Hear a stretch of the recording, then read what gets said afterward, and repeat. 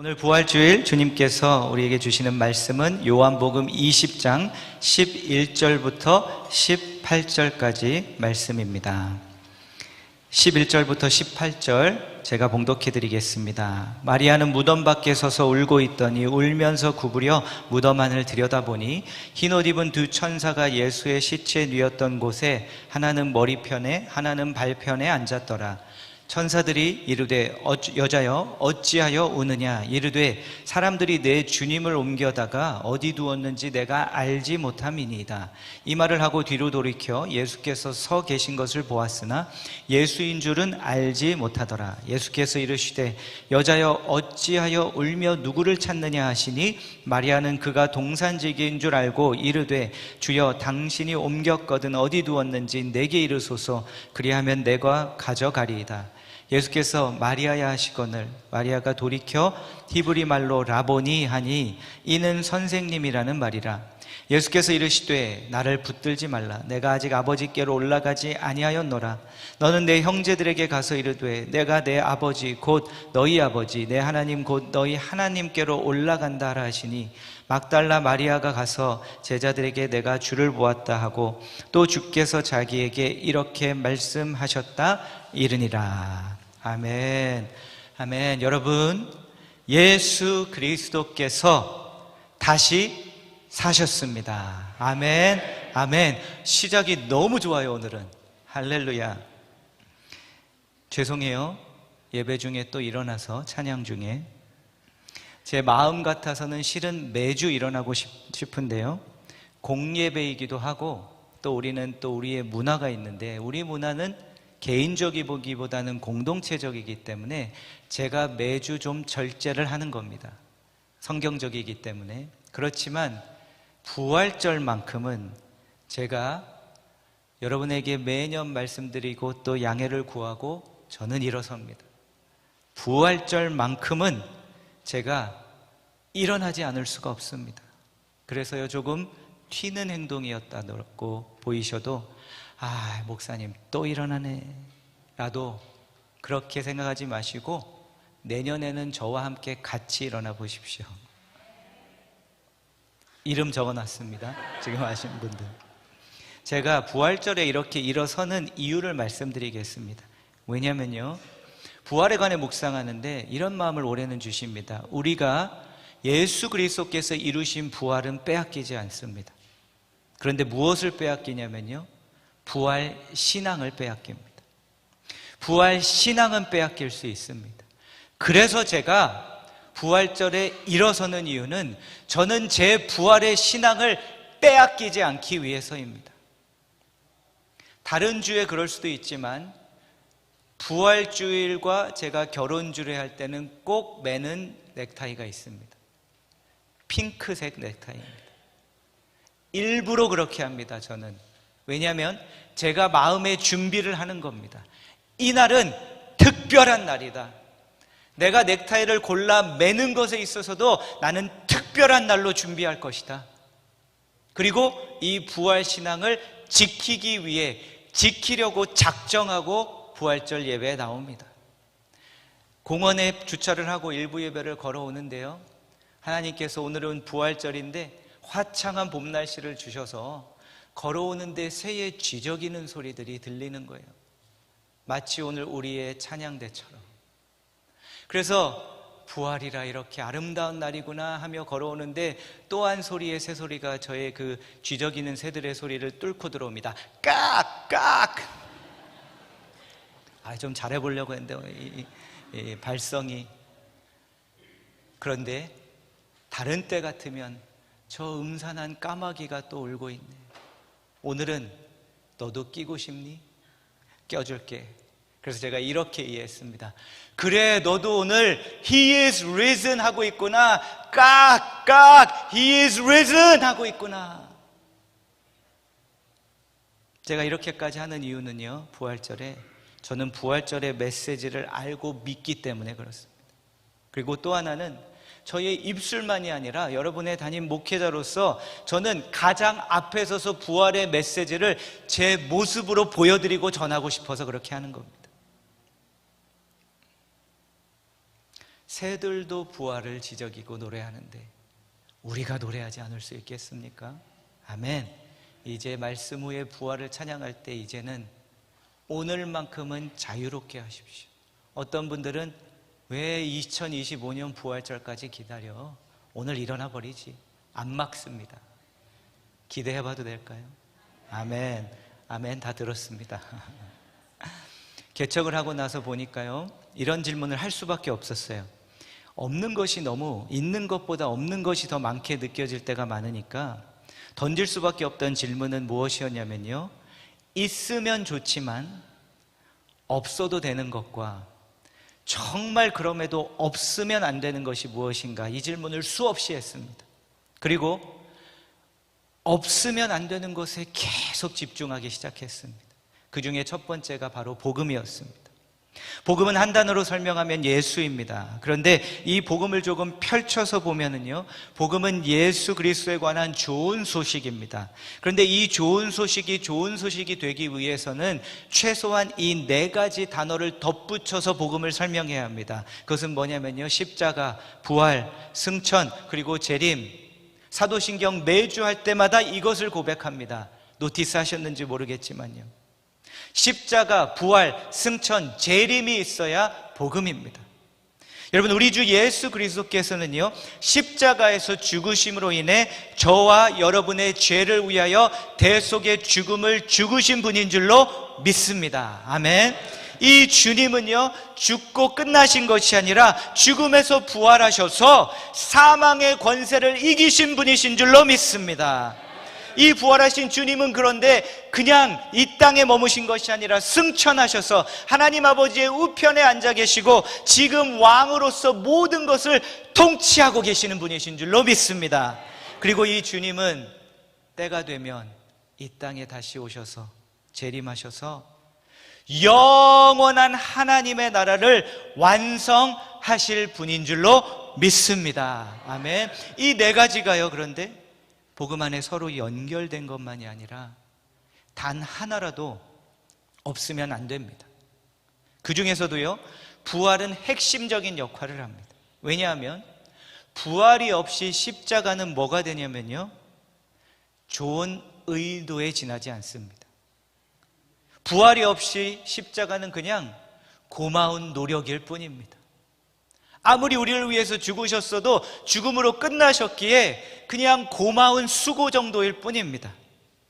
그런데 부활이 있기 때문에 이제 이 십자가의 죽음이 헛되지 않았음을 우리가 보게 되는 겁니다. 부활이 없이 승천은 가능치 않습니다. 아직 무덤에 누워있는데 어떻게 승천하겠습니까? 그리고 부활이 없이는 재림은 소망이 아니라 불투명한 미래일 뿐입니다. 죽음에서 부활하지 않은 주님을 미래에 다시 오실 것임을 어떻게 믿을 수 있습니까? 죽음을 이기셨기에 믿을 수 있는 겁니다. 오늘 본문에서는요, 예수님의 무덤에 와서 울고 있는 마리아에 집중하고 울음에 관한 표현이 4번 나옵니다. 11절부터 보시면요, 마리아는 무덤 밖에 서서 울고 있더니 울면서 구부려 무덤 안을 들여다보니. 그런데 왜 울고 있습니까? 예수님께서 죽으셨기 때문에 물론 그렇죠. 그런데 또 이유가 있습니다. 13절에 보시면 어찌하여 우느냐 천사들이 묻자 사람들이 내 주님을 옮겨다가 어디 두었는지 내가 알지 못함이니이다. 그 시신이 사라진 겁니다. 그 시신을 그래도 잘 해드리려고 이 자리까지 나왔는데 시신이 사라졌다는 것은 누가 훔쳐갔다 생각했기 때문에, 시신이 훼손되었다고 생각하고 있기 때문에, 그리고 유대 문화에서는, 당시 그 문화에서는 시신이 훼손되는 것은 너무나 수치스러운 일이기 때문에 내가 시신이라도 향유를 바르고 잘 해드리고 싶었는데 이 시신이 사라졌으니 어찌할 것인가 하며 그 안타까움으로 지금 눈물을 흘리고 있는 겁니다. 그런데 그 뒤에 부활하신 예수님께서 말씀하시고, 그런데 예수님인지를 알지 못합니다. 그래서 어찌하여 울며 누구를 찾느냐 물으시니 마리아는 그가 동산지기인 줄 알고 당신이 이 시신을 옮겼으면 내게 말해주시면 내가 가서 그 시신을 가져오겠습니다. 여러분, 우리 남성 성도님들 너무 상처받지 마세요. 그런데 복음서를 다 보면 일괄적으로 가장 먼저 그 무덤에 간 자들은 여인들이었습니다. 참 각자 남성, 여성의 그 장점들, 아름다움이 있는데요, 저는 성경을 보고 또 목회를 하면서 참 여성 그리스도인들의 아름다움을 볼 때가 있습니다. 전반적으로 다 그런 것이 아니라 우리 남성들보다 참 더 소중한 그 은사는 뭐냐면요, 참 끝까지 사랑하는 겁니다. 끝까지 충성하는 겁니다. 그 바로 옆에서 같이 사역했던 남성 제자들은 다 도망가고 먼저 찾아오지 않았는데, 이 여성 제자들은 끝까지 시신까지도 잘 돌봐드리고 싶은 아름다운 그 제자의 모습을 예수님께 드립니다. 이런 제자가 어디 있습니까? 죽으셨기에 이제 두려워서 끝났다 도망간 것이 아니라 그 무덤까지 나와 주님을 보살피려는 그 마음. 그런데 여러분, 이 충성과 사랑이 너무나도 아름답지만 부활이 없으면 거기까지밖에 못 갑니다. 무슨 말씀이냐면요, 그 마음이 소중하고 너무나도 귀함에도 불구하고 부활이라는 사실을 모르고 부활 신앙이 없으면 가서 시신 바라보고 돌보고 눈물 흘리는 자리까지밖에 못 나간다는 겁니다. 뒤에 서 계심에도 불구하고 보고도 예수님이 살아나신 것을 모르기에 그 눈물의 자리까지밖에 못 간다는 것입니다. 하지만 부활이 있으면, 그 부활을 믿는 신앙이 있으면 그 눈물을 넘어 그 후 저편까지 걸어 나갈 수 있습니다. 부활의 신앙이 있으면. 여러분, 여기서 울지 말라는 것이 메시지가 아닙니다. 우리가 우리의 인생을 살아가다 보면 눈물을 흘릴 수밖에 없는 순간들이 있습니다. 하지만 무엇이 바뀌었냐면 이것이 메시지입니다. 울지 말라는 것이 아니라 이제는 울기만 하지 않아도 된다는 것입니다. 무덤 안에 더 이상 누워 계시지 않기 때문에, 무덤에서 나와 서 계시기 때문에. 시편 126편에 가면 이 두 가지를 함께 볼 수 있는 시편이 있습니다. 126편 1절부터 3절이 한 부분이고 4절부터 6절까지가 두 번째 부분인데요, 이렇게 말씀합니다. 여호와께서 시온의 포로를 돌려보내실 때 우리는 꿈꾸는 것 같았도다.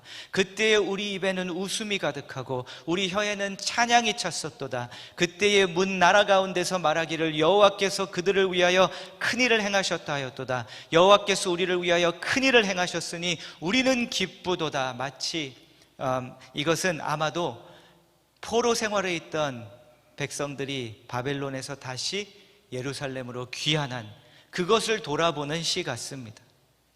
그런데 주님께서 그들을 포로의 땅에서 불러내셔서 약속의 땅으로 다시 인도하셨음에도 불구하고 그 땅에서 모든 것이 다 좋아진 것 같지 않습니다. 그래서 그 다음 두 번째 파트 4절부터 보시면 여호와여 우리의 포로를 남방 시내들 같이 돌려보내소서. 아직 하나님의 일이 완성되지 않은 그 가운데, 그리고 그로 인해서 일어나는 눈물이 다시 돌아왔음에도 불구하고 흐르는 것을 봅니다. 5절, 눈물을 흘리며. 여러분, 우리의 믿음과 신앙생활 같지 않습니까? 예수 그리스도를 믿었습니다. 구원받았습니다. 그런데 구원받았다고 해서 내 인생의 모든 눈물들이 사라지는 것이 아닙니다. 내 인생의 모든 아픔들이 사라지는 것이 아닙니다. 시련과 고난이 없어지는 것이 아닙니다. 구원하셔서 우리의 바벨론에서 구원해 내셔서 구원이라는 약속의 땅에 서 있음에도 불구하고, 그 땅에 서 있음에도 눈물을 흘리지 않을 수 없는 상황들은 계속 일어납니다. 예수 믿으면 다 바뀔 줄 알았는데 예수 믿고도 바뀌지 않는 것들이 있습니다. 내 안에 아직 남아있는 죄로 인해 내가 쓰러져서 내 죄로 인해 실패 앞에서 눈물을 흘리고, 예수를 믿었음에도 불구하고 내 육신의 몸에 질병이 치유되지 않는 질병이 있고, 어떤 이들에게는 예수를 믿었음에도 그 질병을 주님 만나는 그 끝날까지 같이 함께 가야 함으로 인해 그 질병으로 인해 눈물 흘리는 이들이 있고, 내 자녀들을 볼 때 이들의 아픔이, 그들에게도 찾아온 아픔이 예수를 믿음에도 치유받지 못하고 끝까지 가기 때문에 변하지 않는 그 상황 가운데 눈물 흘리지 않을 수 없는 상황이 우리에게도 옵니다.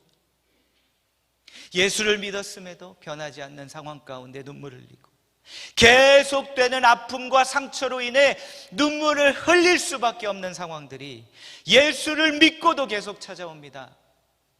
내 인생이 이렇게 꼬일 줄이야 라고 생각하지 않았는데, 예수 믿으면 꼬였던 인생이 다 풀릴 줄 알았는데 예수 믿고도 꼬인 인생이 안 풀리는 것 같은 시간들로 인해 계속 탄식하며 눈물을 흘릴 수밖에 없는 날들이 예수를 믿고도 우리를 찾아옵니다.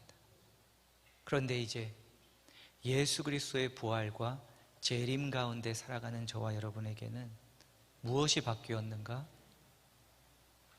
이제 안 울어도 된다가 아니라 울지 않을 수 없는 순간들은 찾아오나 이제는 울기만 하지는 않아도 된다. 왜냐하면 이제 우리에게는 부활의 확신과 소망이 주어졌기 때문에. 그래서 이 시편 말씀을 보시면 흘리는 눈물이 뭐가 된다고 말씀하시냐면요, 뿌리는 씨가 된답니다. 이것이 부활신앙입니다. 눈물을 안 흘리고 안 흘려도 되고 안 흘릴 수 있는 게 아니라 흘리기는 흘리는데 이 눈물이 이제는 무엇이 되는가? 내가 뿌리는 씨앗이 됩니다. 내 눈물이 낭비가 아닙니다. 무엇의 씨앗이 됩니까? 부활의 날에 내가 부활하여 주님이 다시 이 땅에 하나님 나라를 완성시키실 때 내가 흘렸던 모든 눈물들이 낭비가 아니었음을 증명해 주시는 그날. 그래서 우리의 눈물이 낭비가 아니라 이제는 이것이, 저는 이렇게 표현해 보았어요, 우리의 사역이 되게 하십니다. 내가 내 자녀를 위해 안타까움으로 눈물을 흘릴 때 그것이 그냥 아픔의 눈물이 아니라, 낙심과 실망의 눈물이 아니라 이 눈물이 그를 향한 나의 사역의 씨앗이 되게 하시는 줄로 믿습니다.